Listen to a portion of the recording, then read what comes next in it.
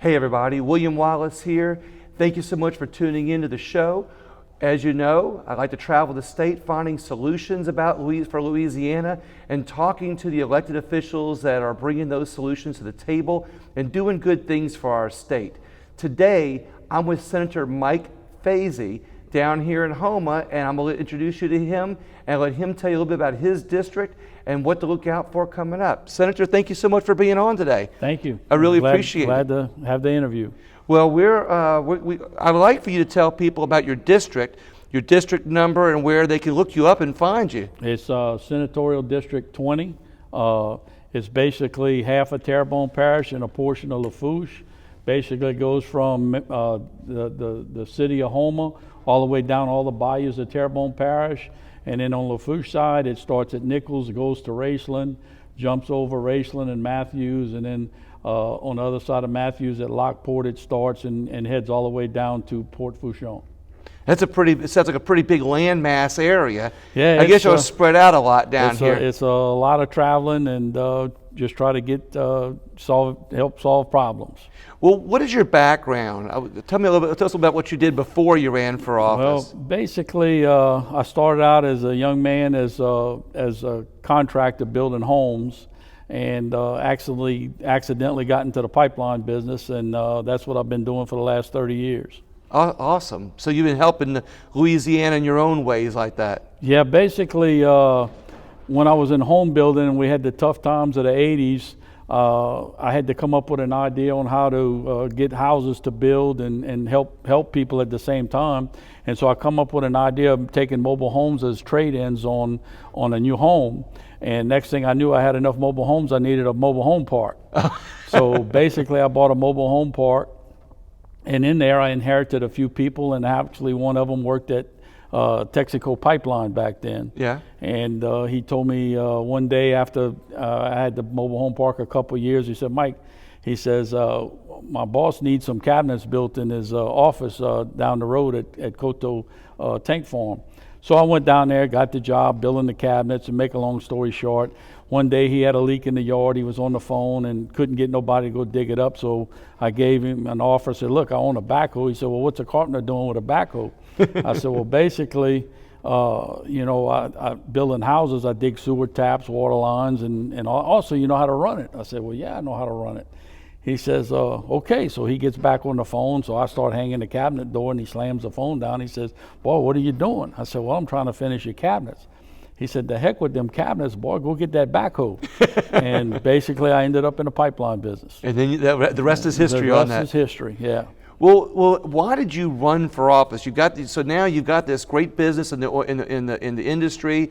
You're evidently doing well, and you're being involved in the community in that way. What made you run for office? Basically, being in business now, I started in business for myself at 21, whatever it was, now 61 years old.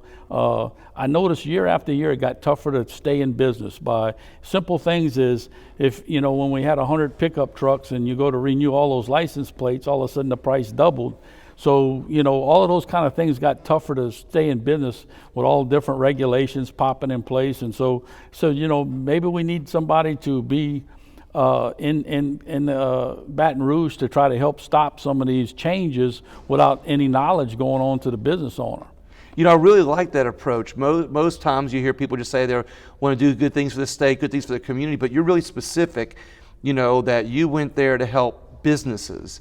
Businesses tend to be over-regulated and over-taxed, and that burden, as you said, keeps businesses from being able to grow and even get started, and you actually went there to change that specifically. Basically, because as business grows, more people have jobs, and it's so much better as in the economy, because if you overtax and just keep overtaxing, or just in all these different regulations, and you hold progress back so bad that it hurts the people, we need to get those changes made to go ahead and open up the the economy and get things rolling again. And we've had a good run these last 4 years, very much success at deregulating stuff, and I hope the future doesn't bring all that right back. Right. Because we have a lot coming up in the next year, coming out of a fiscally bad year for the state. We got a lot coming up in the next year that we need to really help those same businesses like you're talking about in ways. Yeah, with the COVID situation, it's really put a lockdown on many businesses. A lot of your small businesses, especially like restaurants and all those sort of businesses, have really hurt bad. I got my own opinions about how the COVID thing goes, but that's my opinion. Is there anything you'd like to share? Well, I'd like to share that far as that goes, I think we've had many people die for no reason because the public was misinformed about hydroxychloroquine and ivermectin. Has saved many lives, and many doctors have tried to come out forward and say how well this works and been shut down or lost their business or whatever. When people are dying for no reason, I have a number of people close to me have lost loved ones by not being able to get the hydroxychloroquine ivermectin. Now I've been able to, lucky I have a doctor that's been able to prescribe it because he looks at saving lives and not political aspects. Right. So it's the political interference with the medicine that you think has inhibited a lot of people from getting better. Well, yes. I mean, just like my own daughter had it, she was down for 2 days, and when she tested positive, I got her the ivermectin. The next day after taking that, she was doing housework. I mean, it's amazing, and that story's told over and over again, but it's covered up. And it's such a great story about the ivermectin is that actually in India, they're selling a little packet for $2.65 on Get Well if you get COVID.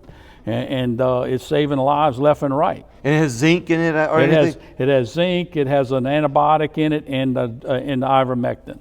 It's amazing when you talk about moving government or politics out of the way, how better things flourish. Kind of like you when you say you ran for office, you wanted to find ways to move politics out of interfering with business and helps businesses prosper. And that's the whole thing. And to get back to the hydroxychloroquine, I was such a staunch leader trying to let people get the hydroxychloroquine to save lives that I actually passed a resolution in the Senate this past session that they're doing a study on all the different patients that have taken hydroxychloroquine through Medicaid because they take it for different other problems. And so those people, I want to know if they caught COVID and if they did, how quickly did they get it over? And that'll give us a true strong message on how well hydroxy works. What I like about your idea, working that through the legislature, is that on a national level, people get frustrated because they're not able to, politics is always getting in the way. But I think people forget sometimes, and that's one thing I like to be reminding on these shows, is how much we can make a difference in our own state, and that affects us more. And by doing some of that in our own state, it protects the people in our state, and we can lead by example and maybe be number one on that, right? That's what it's all about. I mean, Louisiana is set 40th to 50th in a lot of things that I would love to see Louisiana move all the way into the top 10 on many different things that we're capable of. And health could be one of those if we did some of those things. We have so much knowledge here in Louisiana from a diversity of the things we've done in the oil field and different technologies we've done. Actually, I've got a couple of patents under my belt myself, and so that doesn't come out of nowhere. That comes out of the way we're raised here in Louisiana to always try to solve the problem. I like that. Well, you brought oil back up. So how can oil still help Louisiana? Do you think it's still a viable market for us here in the state? Well, from what I'm understanding, there's many wells that could be drilled. There's many more barrels of oil in the ground in the Louisiana area. But basically, they're scared to come back because of the parishes suing the companies for land loss, which it was all because of the Mississippi River. Don't get me wrong, digging a flotation canal may have caused a little damage here and there, but guess what? If the Mississippi was still flowing its natural ways, those canals would have been filled with silt. By now. So it's a total misconception that levying the Mississippi River off did not have anything to do with our land loss versus suing our oil companies? Should we go after whoever levied the Mississippi River off? No, it's our Corps engineers. Right. You know, they were trying to save lives and protect people from flooding, but our outcome is land loss in Louisiana. So we need to fix it as a state, as a body, and not just sue one oil company or a number of oil companies to try to solve a problem that was created years back. And what I've always liked when I've shared this advice or this opinion, you know, and I want to hear what you have to say about it is, you know, oil companies, you know, when they actually are investing in communities and they're investing in, you know, green energy, do you think there's a way to bring oil companies in to be partners here in rebuilding our coastland or rebuilding our marshes? Is there a way to make them a partner in our environment and help the state? Well, and the state still benefit? That's the shame about what we're doing with the lawsuits, because the oil companies are already participating in helping saving the coast. They've done many of things. There's many of projects that's been done by the major companies by helping save, just like, you know, I'll bring Shell Pipeline up. They donated 4,000 acres to Terrebonne Parish in order to help alleviate, you know, some of the drainage problems and everything. And they're always doing something. All the majors are all doing something to help save the coast. And if we teamed up with them and actually said, look, you know, we're doing away with these lawsuits, let's work together and we can help everybody by also keeping your jobs. Yeah. You know, and creating more jobs. And the more money they make, then they can diversify into other things, the green energy that everybody's wanting to push. But we live in a plastic world. We cannot just stop drilling. Everybody's got to realize everything you touch every day has been touched by petroleum one way or the other. And if you just stop drilling, how about no cell phone, down to no toilet paper? Right. Because all of those, everything is touched by petroleum one way or the other. I love your ideas that you're sharing with us, you know, on making the oil companies a partner, you know, here in our state, because it helps jobs, it helps our economy, you know, it helps the nation, you know, but it also is gonna help, you know, like I said, rebuild our coastland, rebuild our marshes by making them partners, you know, here. I like the idea. And speaking about helping the nation with what we do here, you know, I'd like to bring up Biden's executive order, but I want to do this in a non-political way. You know, I'm not going to be critical. You know, I'm simply going to state the fact. There's an executive order getting rid of the Keystone Pipeline, and we know that's a fact. So how is that going to affect Louisiana? Well, it's going to affect in a way as I'll back up a step and kind of explain to everybody. Look, a lot of people don't realize there's more miles of pipeline in the ground than there are highways. So what we do is our business, I say we fix the potholes in the pipelines, because you see construction crews out there working on the roadways all the time fixing potholes. Well, we go out and repair the older pipelines and do that sort of thing, and whether it's a new one or not. But as far as the Keystone goes, there's many tentacles that come off that Keystone Pipeline that feed into other avenues and other things that were planned to develop for that petroleum to go to different directions. And by doing that, he's totally stopped a whole, stopping a locomotive that was in route to create a bunch of jobs. And it's like just taking the tracks off of it and letting it derail. So people think of jobs being lost as being up there in northern part of the country, close to Canada, but wasn't Louisiana building things to happen down here to accept all that pipeline? Basically, that's correct. There's got a bunch of other things that were in the process of building more pumping, more transport stations, I guess I should say, from one direction to the other, and creating a whole nother economy in that industry off of that pipeline. Wow. So it's going to affect us here very soon, which of course we've already been hit with COVID on our economy in this past year. Now we're going to get hit with another double whammy with oil, the oil industry being hurt down here. What do you think is going to hurt Louisiana the most in this next year? Do you think that we have something coming up in the next session that we have to look out for? Well, I don't know what this next session is going to bring for is solving all of these problems that's hitting all at one time. Because between COVID and between these new regulations and like just going back into the Paris Climate Accord deal, that's going to have a lot of influence on a lot of things too. That actually the United States is probably the cleanest country in the whole world when it comes to climate change, and at the same time, the rest of the countries don't even have the rules and regulations to follow we're going to have to follow. So it's just going to cost us that much more money, that much more cost to business, and it's going to create a downfall in our economy. And as far as climate change is, I always got one question I can't get answered. And that question is, North America was covered by an ice age millions of years ago, and it started melting back when man was nowhere around. Right. To my knowledge, it has never stopped melting back.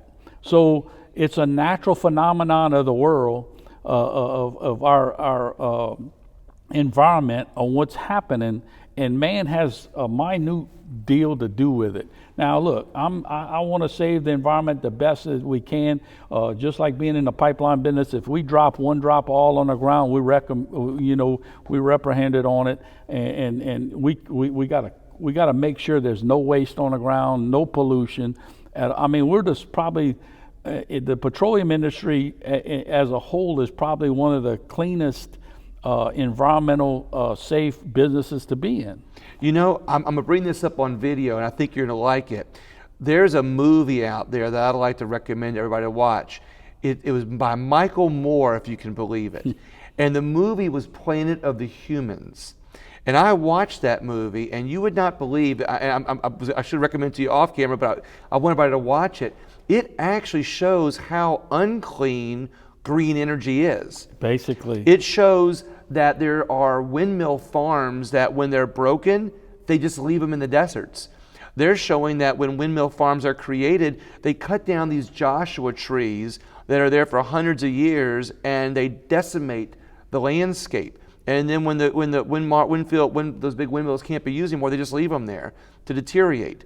So they show another side of it. It's interesting. I won't give it all away. Well, going to electric cars, there's going to be 5 times more mining done and tearing the earth up to get the materials they need to make those batteries for those electric cars. 5 times. So you multiply 5 times, and actually I got a picture I'll send to you. It shows a pipeline after it was installed and following all the regulations. The right of way after it was installed, how pretty the grass is. Yeah. And they're showing the mines that have been left just wide open and just totally destroyed the area. Because those are in other countries that don't have the laws that we have here in the United States. That's right. And so you're going to create 5 times more death to the nature than what we're doing as we're doing it. And to me, without those facts brought out, they cover it up. It's just a total devastation to the truth getting let out. See, I like how you're saying that. So this can be good if Louisiana got ahead of things and partnered up with the oil companies to help do things to improve our coastline, our environment here.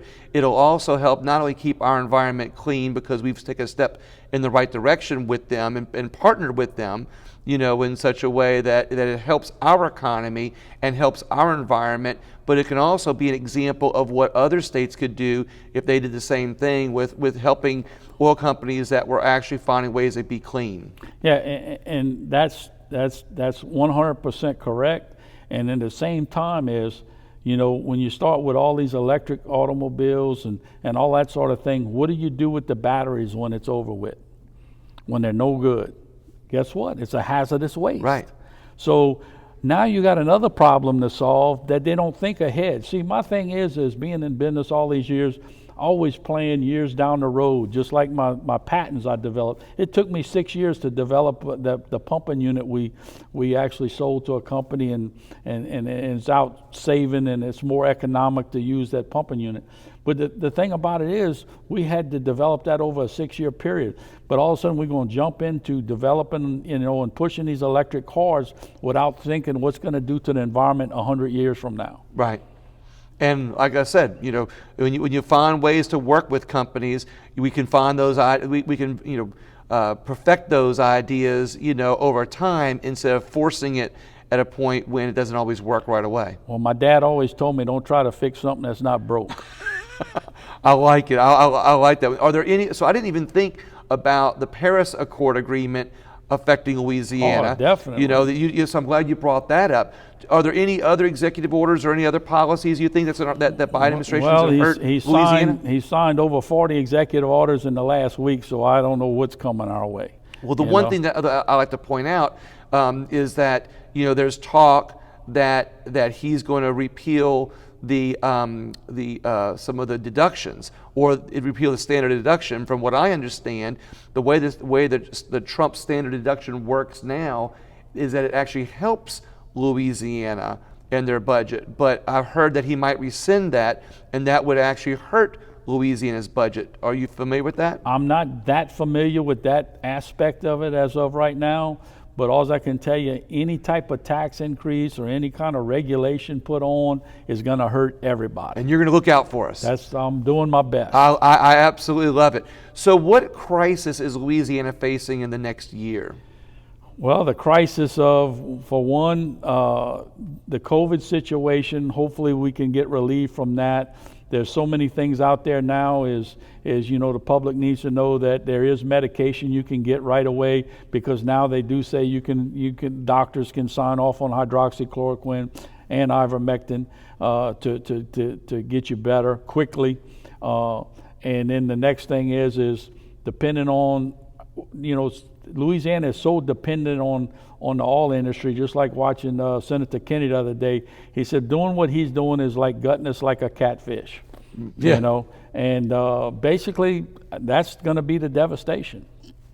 So, we've already talked about the Keystone Pipeline, the Paris Accord Agreement, the COVID, of course, stuff, but also these the tax increases will hurt Louisiana. What coming up this next session? Is there something with the budget coming up that we might have to be concerned about? Well, I'm sure when you know, just like my own business, you know, getting things cranked back up this year from a crazy 2020.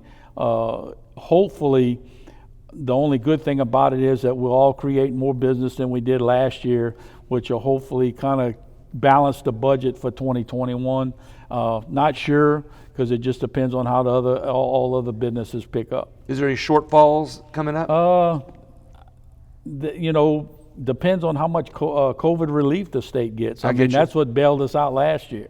You know, I mean, tons of money came in from the feds to help the state, and luckily we got some money back to the people. I think it was quite a bit of money we did on the Main Street help out, and that hopefully that helped a lot of companies out. That Main Street program was a good thing, helped out a whole lot of people. So just a few more questions. In your opinion, what is something that would help Louisiana the most, you know, right now and in the near future? I guess what would help the most would be for us to be able to come together, quit fighting politics, come together and get Louisiana back in the oil industry, and at the same time we need to look at other industries so we're not so dependent on oil, and that could be just a topping on the cake. I like that. Doing things to help the whole environment. Right. You know, bringing the oil companies in such a way, partner up with them in such a way, but creating an environment, you know, for other businesses to know at the same time. Right. I like that. Do you? How are you going to work with other legislators that might be working against that? Are there things? Is there any special tactic that you want to let people know that you do? My simple thing is I mean, I look at it like this. We're all a one people, you know, we're all in the same goal is to have a good life for our families. And my thing is going across the aisle and just educating us and getting us more educated so we can understand everything, instead of having these false pretenses on a lot of things that people get upset about, but it's not even actually the facts a lot of times. So, you know, just like, you know, going back to climate change, that's probably one of the worst issues there is, that they're pushing on the other side, that, you know, there's nothing we can do about it. Right. You know, but do as clean as we can, Yeah. but we can't hurt the whole to do just a little bit. In other words, you're saying, I think I interrupted you, is that instead of destroying an industry do things that help, and I don't want to use the word regulate, but you have standards to operate in a clean way that help our environment, improve our environment, but also at the same time help promote an industry that helps our state. Basically, it's all we can do is understand that we got some of the stiffest regulations on us now to make sure we keep the environmental stuff in order. Anything we dispose of has to be, it's all regulated already. Why add more regulations? Why do all that when you're going to have all these mines get cranked up all over the world trying to get enough stuff to make batteries that they have no rules and regulations, and they're going to just devastate areas. I like your approach. Help maintain the environment and maintain an industry in such a way that there's a balance. I like that. Two more questions. What do you think we can do to improve education in Louisiana? Do you have any one thing on your list? Education, actually, I look at that is a lot of times we spend money, just keep throwing money at things. I think what we need to do is evaluate what those dollars are actually getting us. You can sit and throw $1,000 at this and maybe get a penny's worth. So I look at, we need to evaluate everything we're spending money on, and not saying I want to take money back, I just want to reappropriate it in positions that do better for the children. I like that. That's actually taking a businessman's approach, to something. When you actually look at your books and look at where you're getting return on your dollar, that's a smart way to approach it. I like that. And the last question is, what do you think we can do to improve our economy here in Louisiana? Is there any one thing that might help us in Louisiana with that? Basically, I think that if we want economy to grow, there's two sides of that fence that I try to look at. Because what I don't like is, okay, so we create these zones for new companies to come in and grow, but we got to watch how we do that, because you're bringing this company in and giving them all these tax incentives and all this sort of thing. But what about Joe Blow over here, who's been here for 30 years, who has no incentives whatsoever to grow his company because he's so locked down to all of these rules and regulations, but you give the new guy all of these openings that they overcome him. So now you're not creating new business, you're creating a new business that kills an existing business. To me, what you got to do is let's go back and look at all these old businesses that's been paying the bill all these years and see what we can do to help them grow and do a big change in the whole state. And I think you'll change the game. I love that idea. I've actually never heard that approach before. In all you hear the most of in politics is, what can we do to bring more industry into Louisiana? What can we do to bring more businesses into Louisiana? And I like that approach. It's kind of like reviewing your books. That's it. Like, we know what businesses are here, we know what they're doing, and we know they're operating. Is finding ways to reach out to them and see how we can help them grow bigger. We could look at how much revenues they're bringing in on their returns and say, hey, what industries could be increased, what could be helped, and let's find ways to improve their. And the biggest way, because I've experienced that, I'm sitting here paying property tax of this size for my business. Joe Blow comes and moves next door to me, and he don't pay taxes for 10 years. What advantage does that have for me to do anything? Right. And I've been here paying the bill all these years. When somebody could go to that business that's been here for 10 years and say, hey, look, we're going to reduce your tax bill if you can hire two more. There you go. 7 more people, or I can add something in, just like at our facility we just bought across across from where we're at over there on South Van. We're adding in one of the largest ramps in the South for loading on barges and stuff that there just wasn't around here. But I had to, there was no help on that for me. I just come out of my pocket. We're building this ramp, and I think that's going to create another market for us to be able to load items on barges that they're having to travel 30, 40, 50 miles to do.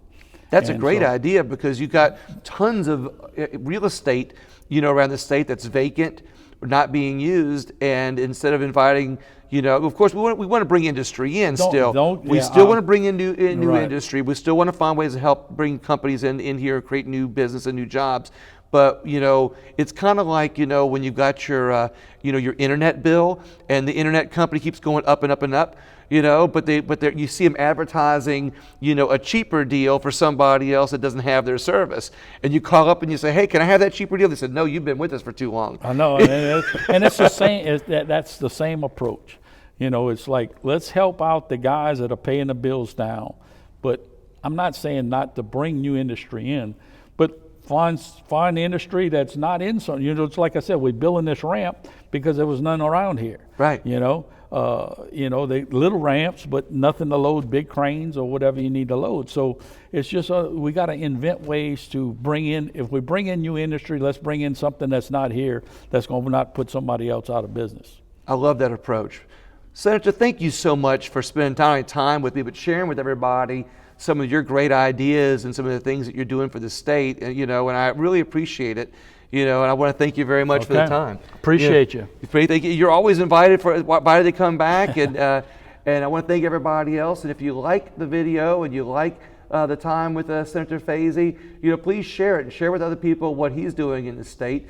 But most importantly, recommend to people that can see more of this video on William Wallace for America. It's WALLIS.